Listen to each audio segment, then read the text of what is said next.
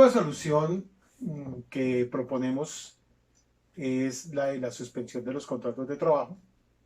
La verdad sea dicha, es la más estigmatizada, la más satanizada por el gobierno, que ha tratado de todas formas de impedir que los empleadores utilicen esta herramienta. Quisiéramos dividir esta opción en dos. La primera, mencionar que, como en todo contrato, sin ser el contrato de trabajo una excepción, las voluntades de las partes son las que establecen las normas del contrato o cómo se desarrolla el contrato.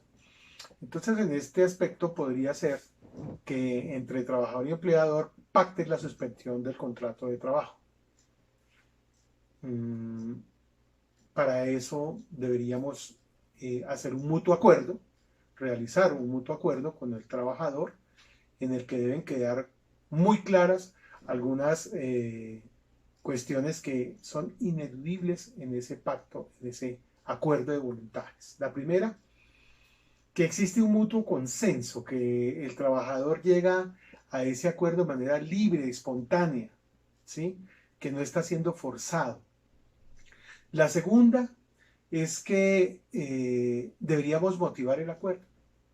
Mencionar que no es porque al empleador se le ocurrió, porque el trabajador lo quiso de esa manera, sino simplemente porque la situación nos lleva a hacer ese acuerdo que está dirigido fundamentalmente a proteger el empleo del trabajador, porque pues también necesitamos hacer que, si bien se pueda proteger el empleo del trabajador, también protejamos al generador de empleo. Entonces es importante dejar claro, motivado, en razón de qué hacemos el acuerdo. En tercer lugar, proponemos que se cree, en ese acuerdo de voluntades, se cree un auxilio extralegal de sostenimiento para el trabajador, para no dejar al trabajador totalmente a la deriva, totalmente desprotegido en materia económica. Entendemos que el empleador posiblemente no pueda asumir toda la carga de salario que viene asumiendo, pero también entendemos que el trabajador necesita solventar sus necesidades básicas.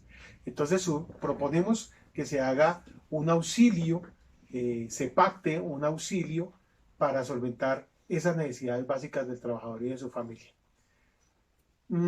Por último, ese acuerdo debería contener la vigencia de la suspensión, es decir, hasta cuándo va la suspensión. Debemos recordar que esta prórroga de la cuarentena se extiende hasta abril 26.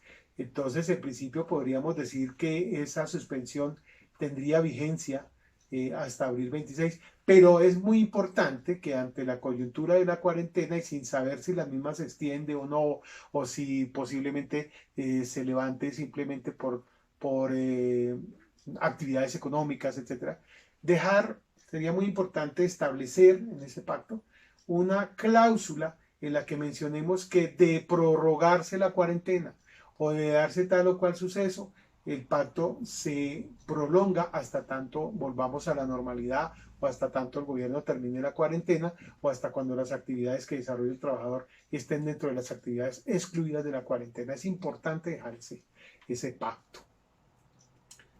¿Por qué dejar el pacto?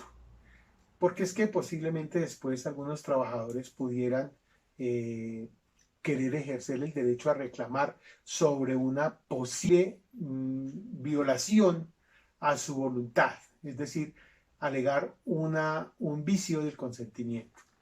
Tenemos que prever esas cosas, y la verdad que, como se quiere actuar de buena fe, entonces también tenemos que tener como la tranquilidad de estarlo haciendo bien.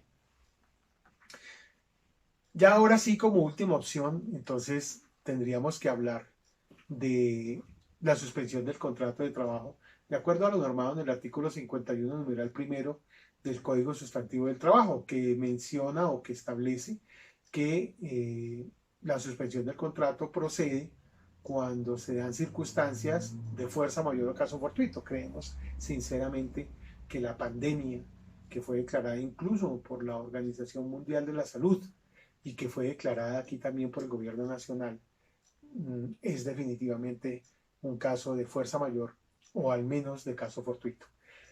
veamos que es que acá no interviene la voluntad del empleador, ni esta situación sea a causa de las conductas del empleador que lo hayan podido llevar a una mala situación económica o alguna cuestión técnica, que en principio el ministerio estaba confundiendo mi concepto del numeral primero con el numeral cuarto cuando mencionaba que no había otorgado permisos para suspender contratos de trabajo. Es que para la aplicación del numeral primero no se necesita permiso del ministerio. Eso sí se necesita informar de inmediato al ministerio del hecho de la suspensión de los contratos. Y aquí quiero ser claro en mencionar que si el contrato de trabajo se suspende por el mutuo acuerdo de las partes, por su mutuo consenso, también es necesario informar al ministerio de esa suspensión. Entonces es importante informar al ministerio de esa suspensión. Es importante también que nos enteremos que actualmente ya se han presentado tutelas en diferentes partes del país en contra de empresas que han optado por la suspensión del contrato de trabajo. Tutelas que incluso, desafortunadamente, en algunos casos, los jueces han querido otorgar medidas cautelares y han ordenado la nueva vinculación del trabajador a su contrato de trabajo. Así que vamos a tener reclamaciones seguramente muy nutridas cuando tengamos que suspender los contratos de trabajo. Y finalmente, mencionar que el Ministerio de Trabajo, muy acucioso en el tema, ha empezado a adelantar investigaciones contra empresas que ya han optado por esta desafortunada pero necesaria opción cuando no hay otra forma, cuando ya el patrimonio del empleador es el que está en riesgo, cuando ya definitivamente no existe otra opción. Recuerden informar la suspensión en la página electrónica del Ministerio de Trabajo, en esta dirección electrónica, soluciondocumentales@mintrabajo.gov.co. Ello por cuanto las regionales del ministerio se encuentran cerradas y no sería posible radicar un documento en forma física. Bueno, hasta acá esta charla y como siempre quedamos muy atentos a sus necesidades a través de nuestros medios de contacto. Mil gracias.